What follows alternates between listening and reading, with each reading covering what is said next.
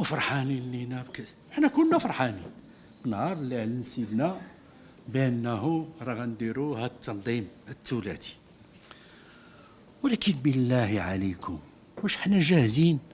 حتى في الانترنت، حتى الويفي موجد خادين عليه في 2030. علاش؟ لان عملنا كلها مغشوشه. شنو هي مغشوشه الاخوان؟ هذا قطاع حيوي. تقول لنا هذه الحكومه، انا لا اتحدث الان عن الشركات، هذا مجال خاص.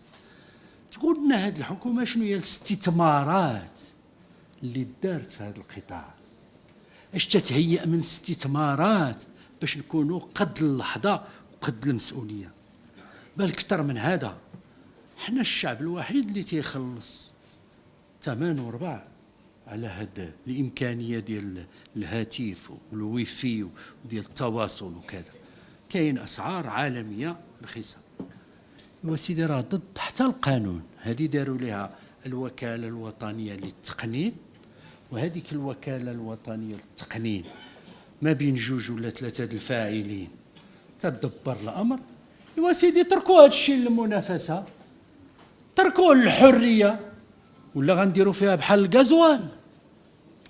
في الغازوال شدينا ثلاثه الشركات ولا اربعه وزيروا الشعب المغربي، ومن 60 فرانك اللي كانوا تيربحوا في ليترو في واحد المرحله حتى ولاو يربحوا 2 دراهم غير في ليترو، لان عرفوا يتفقوا على الاثمنه.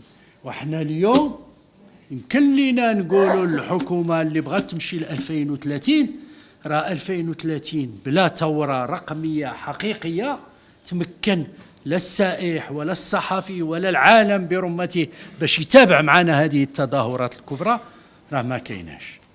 تنستغل على مستوى الجهه، لا شك ان ما يجب ان ينجز باش نواجهوا 2030 الشيء الكثير فيما يتعلق بالجهه.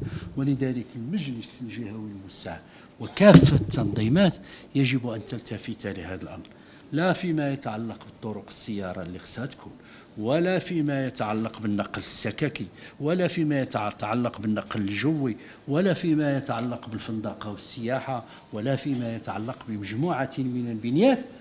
ومطروح علينا ككتابه جهويه على هذا المستوى الجهه متابعه الامر وتحديد برنامج